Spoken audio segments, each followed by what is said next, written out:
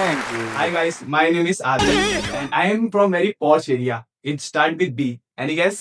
Bandra Binder. So अभी मैं stand up करने जा रहा हूँ और मुझे पता है गारंटी 100% आप लोग हंसोगे क्योंकि मुझे न्यूटन फोर्थ लॉ पता है. Anybody संडे जो नहीं हंसा. So ये बात है 10 की, जब मैं 10वीं का छात्र था. सब कुछ अच्छा चल रहा था, लोगों का नहीं मेरा, क्योंकि ना भूत ना भविष्य कोरोना का चल रहा था. पर कोरोना में किसी को घर नहीं मिला, खाना नहीं मिला, पानी, पर मुझे फ्री का मार्क्स मिल गया. हम बॉयज लोगों का ना सिर्फ 2 ही ड्रीम रहता है. और गर्ल्स का गर्ल्स का एक, क्या? बीबीसी. Big bright compliment. हर समय इनकॉग्निटो बढ़िया. So back to the topic. हम बॉयज लोग का सिर्फ 2 ही ड्रीम रहता है. पहला क्रिकेटर बनना और दूसरा बिना पढ़े ही पास हो जाए. तो पहला ड्रीम तो मेरा पूरा नहीं हो पाया क्योंकि लोग बोले थे अंडर एम नॉट अलाउड है, ओवर एम. दूसरा ड्रीम मेरा कम शुरू हो गया, पर उसके लिए मैंने बहुत मेहनत किया था. दिन में 6 बार पूजा करता था क्योंकि 6 सब्जेक्ट था. पता है मैं तो सिर्फ सब्जेक्ट में फेल हो गया क्योंकि दिन में 5 बार. उस दिन मैं बहुत खुश था, पर खुश कौन था? एक लड़का. लड़के के जीवन में ज्यादा देर तक खुशी नहीं रहता, उसके जीवन में सिर्फ दुख, दर्द, पीड़ा और कष्ट ही रहता है. फिर मेरे पापा मुझसे पूछे, वैसे बेटा तुझे परसेंटेज कितना है? मैं जैसे ही बताने वाला था तब तक वहां से बेल बजा. मैं गया, खोला, बोला ये तू. और वो आई सीधा टो टच कर ली, वो भी एक नहीं दोनों बाव चली. मैं सोचा 90 से तो कम नहीं लाई है. फिर पता है बोलते अंकल आप लोग ऐसे क्यों बैठे, ये लीजिए ना मिठाई है ना. पता है मिठाई के नाम पे गुड लाइफ. बेटा बहुत खुश लग रहे हो, लगता अच्छा परसेंट आया. बोलते हाँ अंकल वो 95 मेरे साथ ना पापा की पड़ेगी. मन परिवार में इतना कोई लाया भी नहीं था मिला के भी. फिर बोलती अंकल वैसे आदि को कितना है? ये लड़की लोगों को सब कुछ पता रहता है, बस ये 2 चीज के अलावा ट्रस्ट और लॉयल्टी, और सब कुछ पता रहता है. इसको कितना है, उसको कितना है, इसका कितना है, उसका कितना है. फिर मेरे पापा पूछे कह रहे कितना है? मतलब पापा वो अरे बताएगा कितना है? मतलब पापा वो जितना श्वेता भाभी का एज है 36 कम है 45.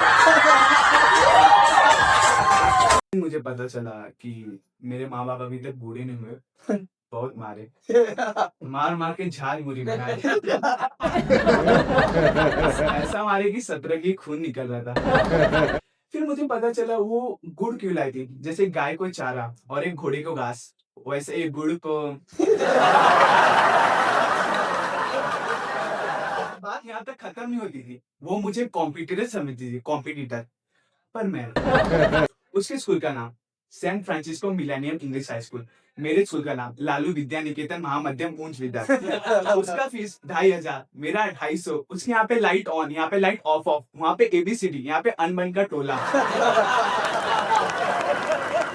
कॉम्पिटिटर तो था. फिर मैं गया पापा के पास हम्बल बन के. मैं बोला पापा अब होनी को कौन डाल सकता है, अब जो हो गया तो हो गया, पर आपको पता है one piece of paper cannot decide. हो चुका है, तू कल से बोरी उठाएगा और मिस्त्री का काम भी कर ही लेता है. मैं बोला नहीं पापा यार मुझे पढ़ना है यार. पापा बोलते अब तो तू पढ़ नहीं पाएगा. बोले क्यों, अब तुझे पढ़ाएगा कौन? फिर मेरे मुंह से ना गलती से साइंस निकल गया. पापा यार मैं साइंस लेना चाहता हूँ. तो पता है उस दिन मेरे पापा को हार्ट अटैक आ सकता था, पर मिनी अटैक आया. उनके पेट में पथरी हो गया क्योंकि बात ही नहीं बचा. तो बोलती अरे सुनत बाटू हो आदि की मम्मी, हमार बेटा साइंस पढ़ी. कहा हमार बेटा साइंस पढ़ी मतलब साइंटिस्ट बनी. अरे, मम्मी पापा को कौन समझाएगा, साइंस मतलब साइंटिस्ट नहीं, साइंस में क्लोरोफॉर्म भी आता है. तो हर बच्चे साइंटिस्ट नहीं बनते, कुछ बच्चे हेलो कबीरा स्पीकिंग ये बनते. तो फिर मेरी मम्मी ने पापा ने बहुत मेहनत करके अपना खून पसीना लगा के क्लासेस चुना. पता है मेरी मम्मी ने अपना ज्वेलरी का कलेक्शन रखा था. आपको क्या लगा? ज्वेलरी बेच के पढ़ा है. कम ऑन गाइस यार, मुझे 45% आए, कोई डोनेशन लेके भी नहीं पड़ेगा एक्सेप्ट गलगोटियास. तो फिर मैं गया अगले दिन क्लासेस. जैसे ही क्लासेस में एंटर किया, अगर तुमको लाइफ में सक्सेस होना है तो ये 3 एम को फॉलो करना पड़ेगा. पहला mindset, second muscle, third money. मैं सोचा यार मैं क्लासेस आया क्या MLM की सेमिनार की. फिर बोला सर भी तो सही बोल रहे. देखो मेरा माइंडसेट तो क्लियर था, मुझे BKB करना है.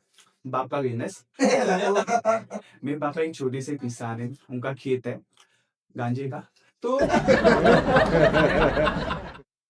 तो मैं गांजा बेचूंगा तो ऑटोमेटिकली मनी जनरेट हो जाएगा। तो मेरा दो ऐप तो क्लियर है।